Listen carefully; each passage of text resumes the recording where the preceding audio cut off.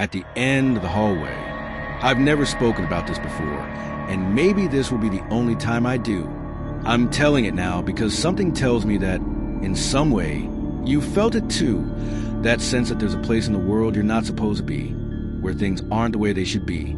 For me, that place was the sealed hallway of St. Adalbert Boarding School. It was 1998 when I was enrolled there. My parents said it was a school of discipline, academic excellence, and rich history. I was 13, and like most kids that age, I cared more about surviving the rules and understanding the past. But St. Adalbert had something different. It was an old building with tall walls, Gothic windows, and a library so massive you could lose yourself in it if you weren't careful. And then there was the hallway. On the second floor of the East Wing, there was a section sealed off with wooden planks and a rusted metal plaque. No one knew exactly what it said. The years had wore it away. The teachers avoided it. When asked, they said it was just an area closed off for safety reasons. But it wasn't that. You knew it. You felt it. The first time I noticed something wrong was one night when I got up to use the bathroom. Our dorm was in the North Wing, but the closest bathroom was in the East. Walking through the hallway, I heard something. It was subtle, like a whisper behind a door. I got closer. I was alone, swear to God. But the air got colder. The silence wasn't natural. It was like a void, like the hallway was swallowing sound. I stood there, facing the planks, feeling like something on the other side was also listening. I went back to bed and said nothing. Over time, I began to notice small things. Objects disappearing.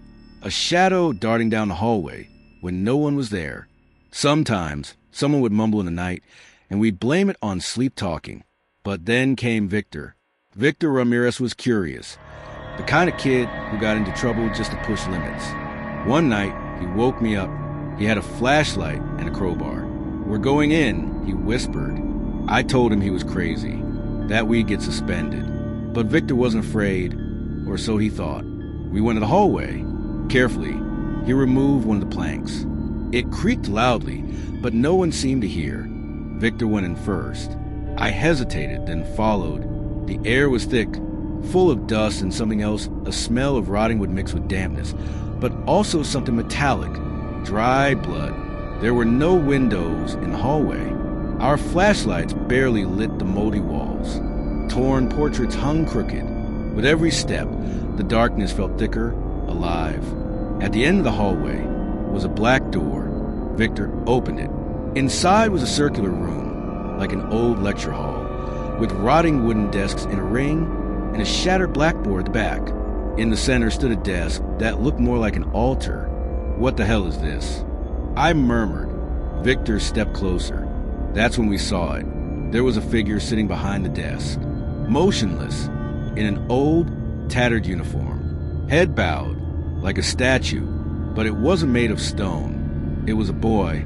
"Hello," Victor said, stepping forward. The figure raised its head. It had no eyes, just hollow sockets. Bottomless. Victor screamed. He fell backward. I grabbed his arm and we ran.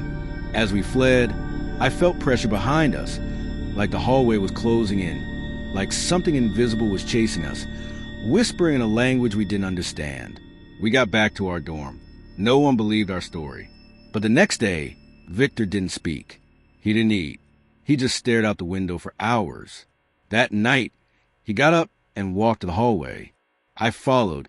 I saw him touch the planks and whisper something, like he was answering a voice only he could hear. Then he vanished. We never saw him again. The school said his parents withdrew him, but his clothes remained, his things. No one claimed them. I finished the year. I never went back. I didn't speak about the hallway again, but the dreams, they never left. Sometimes I dream of the boy with no eyes. He speaks to me, says there's a place for me, there at the end of the hallway. He calls me by name. I don't want to go back, but I know one day I will, because once you enter, you never really leave.